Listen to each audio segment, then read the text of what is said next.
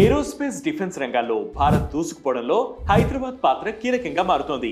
దేశంలోని కంపెనీలే కాదు, విదేశాల నుంచి కూడా పెట్టుబడి వరదలుగా పారుతోంది. ఫ్రెంచి ఇంజిన్ తయారీదారు Safran Rafale fighter jet M88 maintenance, repair and overhaul కోసం Safran aircraft engine services India కేంద్రాన్ని హైదరాబాద్ లో ఏర్పాటు చేయాలని సంకల్పించింది.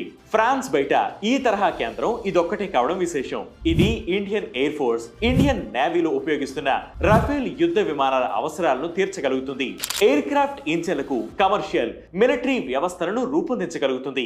ఇప్పటి వరకు ఇంజిన్లను MRO కోసం ఫ్రాన్స్ కి పంపాల్సి వచ్చేది. ఇకపైన ఆ అవసరం ఉండదు. ఏడాదికి 600కి పైగా మాడ్యూల్స్ సామర్థ్యంతో కేంద్రాన్ని ఏర్పాటు చేస్తున్నామని Safran aircraft engines executive vice president Christophe Bruno ప్రకటించారు. భారత్ తో కలిసి కొత్త ఫైటర్ జెట్ల ఇంజిన్ డిజైన్, తయారీ మెగా కాంట్రాక్ట్ ను దక్కించుకోవడానికి సఫ్రాన్ సంస్థ పోటీ పడుతోంది. ఇకపోతే మరో ఫ్రెంచి సంస్థ దసాల్ట్ ఏవియేషన్ రఫేల్ ఫైటర్ జెట్ల బాడీ రూపొందించడానికి టాటాతో ఒప్పందం కుదుర్చుకుంది. ఈ ఏడాది ఏప్రిల్లో ఇంటర్ గవర్నమెంట్ అగ్రిమెంట్ కింద 26 Rafale marine fighter air craft ను తయారీ చేసేందుకు 7 బిలియన్ యూరోలతో ఒప్పందం కుదుర్చుకున్నారు. దీని కింద రఫేల్ ఫ్యూచరేజ్ తయారీ కేంద్రాన్ని ఏర్పాటు చేయవలసి ఉంటుంది. ఈ మేరకు హైదరాబాద్ లో రఫేల్ సంస్థకు సంబంధించిన కీలక విడిభాగాలను తయారీ చేయనున్నట్లు టాటా సంస్థ ప్రకటించింది. పూర్తి బయట భాగం, మధ్య భాగం, ముందు భాగం ఇలా విడివిడిగా తయారీ కేంద్రాలు ఏర్పాటవుతాయని టాటా అడ్వాన్స్ సిస్టమ్స్ ప్రకటించింది. ఇండియా ఏరోస్పేస్ లో మౌలిక వ్యవస్థలో కీలకమని పేర్కొంది. మొదటి ఫ్యూజిలేజ్ సెక్షన్ 2028 నాటికి వస్తుందని అంచనా వేస్తున్నారు.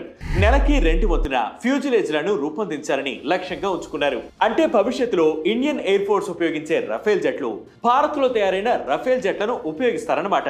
టాటా బోయింగ్ ఏరోస్పేస్ లిమిటెడ్ సంస్థ AH-64 అపాచీ హెలికాప్టర్లకు ఫ్యూజిలేజ్లను తయారు చేస్తుంది.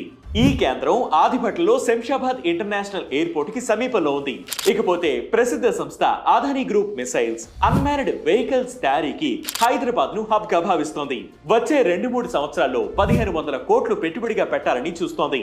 ఇక్కడ long range missiles, naval missiles, next gen anti radiation missiles, Rudram 2 hypersonic missiles తయారు చేయాలని భావిస్తోంది. ఇందుకోసం DRDOతో కలిసి పనిచేయాలని భావిస్తోంది. స్వచ్ఛ ఇంధనంతో పనిచేసే 100 మెగావాట్ల డేటా సెంటర్ సౌకర్యాన్ని ఏర్పాటు చేయడానికి సన్నాహాలు చేస్తోంది. భవిష్యత్తులో డిజిటల్ రంగంలో ఇది కీలక పాత్ర పోషిస్తుందని పేర్కొన్నారు.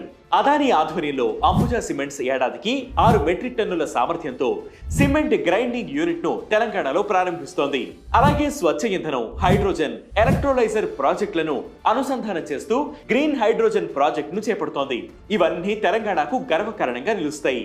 ఇలా ఇన్ని వ్యవస్థలు హైదరాబాద్ లో కేంద్రీకృతం కావడానికి అనేక కారణాలున్నాయి. DRDO పరిశోధన కేంద్రాలు, రక్షణ రంగ PSUలు ఇక్కడ ఇన్నోవేషన్ ఎకోసిస్టమ్ అనుకూలంగా ఉండటాన్ని కారణాలుగా చెబుతున్నారు. Research centre Imarat, defence metallurgical laboratory, defence electronics research ల్యాబొరేటరీలు పరిశోధనలకు అవకాశం కల్పిస్తున్నాయి. రక్షణ రంగ పరికరాల తయారీలో భారత్ డైనమిక్స్ లిమిటెడ్ వంటి ప్రభుత్వ సంస్థలతో పాటు అనేక ప్రైవేట్ సంస్థలు ఏరోస్పేస్, డిఫెన్స్ పరికరాల తయారీలో కీలక పాత్ర పోషిస్తున్నాయి. తెలంగాణ ప్రభుత్వ పరంగా కూడా ఈ రంగాలకు ప్రోత్సాహం అందిస్తోంది. ఏరోస్పేస్ డిఫెన్స్ ఇండస్ట్రియల్ కారిడార్ ఇందుకు తోడ్పాటు అందిస్తుంది. IIIT హైదరాబాద్ తో పాటు యూనివర్సిటీ పరిశోధన కేంద్రాలు తమ వంతు పాత్ర పోషిస్తున్నాయి. ఇక టీహబ్ స్టార్టప్ ఎకోసిస్టమ్లను ప్రోత్సహిస్తోంది. మొత్తం మీద ఏరోస్పేస్, డిఫెన్స్ రంగాల్లో హైదరాబాద్ దూసుకుపోతోంది.